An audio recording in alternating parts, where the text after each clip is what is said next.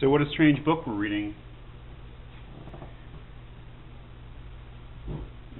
After book 4, I think we pause and we sort of clear our vision and we ask ourselves where we are and where we're going. Book 4 was the dramatic center for us, very dramatic, I think. Of this book, we have got our theory of human nature, we've got our theory of justice, and we've got a claim at the end of book 4 that to follow the rational part, that is, to be just in Socratic terms, to live a life of rationality where we follow our reason and our insight and our idea of what is good as opposed to what our desires want, that's the only way to go if we're going to be happy, because to do anything else would be to be sick. But I tried to speak up for Thrasymachus at the end of the last video, his objections, and the essence of that objection is you have not, Socrates, proven what you set out to prove, which is that the just life will always make you happier than the unjust life, that we should always choose justice over injustice. So, the book does go on, and I suspect, although I certainly could never say it in any kind of authoritative way, that it goes on because Plato and his character, Socrates here, know that they haven't really proved what they set out to prove, that at least there's more to be said, and perhaps we can get a better answer, or a more, complete answer, or complete proof for the superiority of the just life. Now remember, the superiority of the just life essentially means, after book 4, the superiority of the rational part over the desires, or the spirited part. So that it's really a claim that the essence of being a human being is to be rational, to be a rational being, to be a being that is led by reason.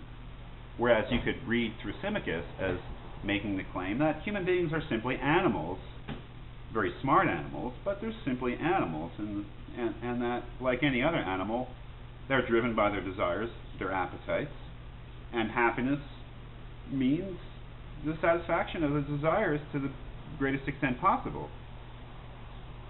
And that's not an easily dismissed claim about human nature. So if following the desires is what's meant by injustice, then Thrasymachus would say, by all means, I shall be unjust, because I want to be happy. So let's, for the purposes of this course, read the rest of the book, or what will follow in the book, in some sense or another, as Socrates trying to establish that it's the rational part of the self that is the most important, the defining element of human nature, and therefore the one that we must follow in order to be happy. So let's take a look at book 5. Book 5 is very strange. It's a strange book. And it's a fun book to read once you sort of plow through and get a framework about its structure and what it's about. Book 5 looks like it looks like, on the surface at least, like they've gone on to different topics, that the men around Socrates are very interested in this city, this aristocratic city that he's suggesting, because they're all aristocrats, living in a democracy and hating the democracy more or less, because aristocrats always hate democracy, because democracy means that the aristocrats don't get to rule.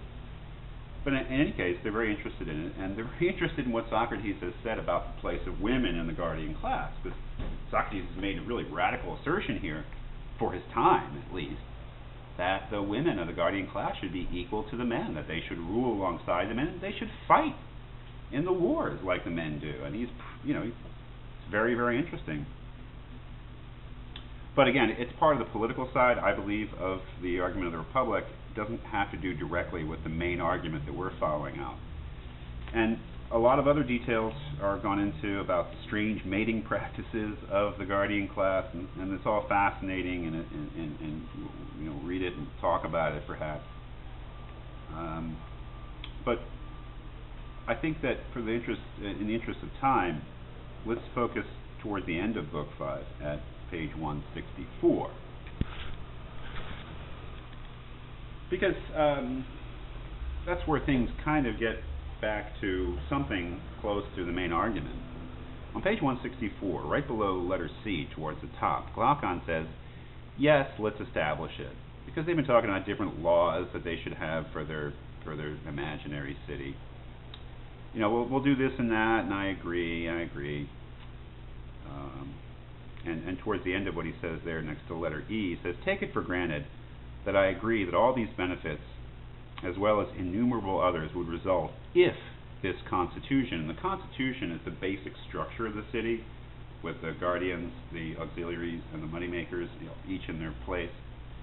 "If this Constitution came into existence," and say no more about it.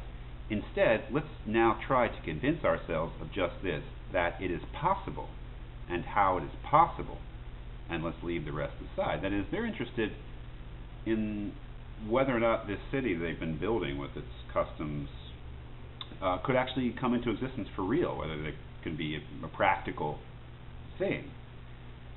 Socrates reminds them that that's not why they built the city, that he was not called upon to come up with a practical political structure.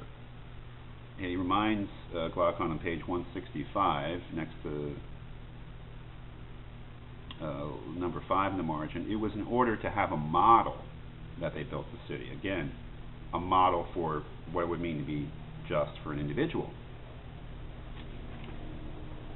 But Socrates seemingly gives in, he caves in to their wishes, like how could this thing actually be possible? And what does he say? He says something really outrageous. That is, what would it take to turn this city that they've built in their imaginations into a reality? That is, what could they do to actually make it something real? And he says something that is so outrageous, so offensive, and so ridiculous, and perhaps dangerous, that when he says it, on page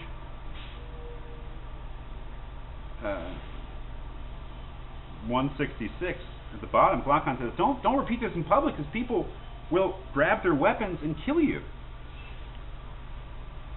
Socrates says, you know, how could this actually, I don't want to say it, but I'll give you the best answer. How could this thing become possible? How could we make this imaginary city a real city? It says very famously on page 166, towards the bottom, next to margin letter D, "Until philosophers rule as kings in their cities, or those who are nowadays called kings and leading men become genuine and adequate philosophers, so that political power and philosophy become thoroughly blended together, while the numerous natures that now pursue either one exclusively are forcibly prevented from doing so, cities will have no rest from evils, my dear Glaucon, nor, I think, will the human race." That is, the way that we'll make this city a reality is by making the philosophers kings. And what does that reveal? It reveals that all along Socrates imagines the individual members of the guardian class as being philosophers, and that we'll only have a truly just city, political community, when the philosophers rule. Now, you know, the thing about philosophers is that, you know, we oftentimes imagine ancient Greece as being this society, because there were so many great philosophers in ancient Greece, we imagine that it's a society that was actually hospitable to philosophers. It was not. That is, philosophers were looked down upon just as much in ancient Greece as they are now, and probably rightly so. Because, you know, what good are philosophers? You elect a philosopher president, what's going to happen? You know, we want practical people who know how to do things, not philosophers who ask questions like, what is being? What is knowledge? What is the good? So it's, you know, they're all like, what are you talking about? Philosophers ruling? So Socrates says, you know, it's really interesting. He says, you know, I agree. Most people who call themselves philosophers are useless. And so what he has to do to defend that claim that the philosophers should be kings, the philosophers should rule, is he's got to define who the philosopher is. The true philosopher, not the phonies, not the fakes, not the wannabes, but what is the real mark of a philosopher? So that if they can find that, then perhaps Socrates can justify his claim that it's the philosopher who should rule over the city.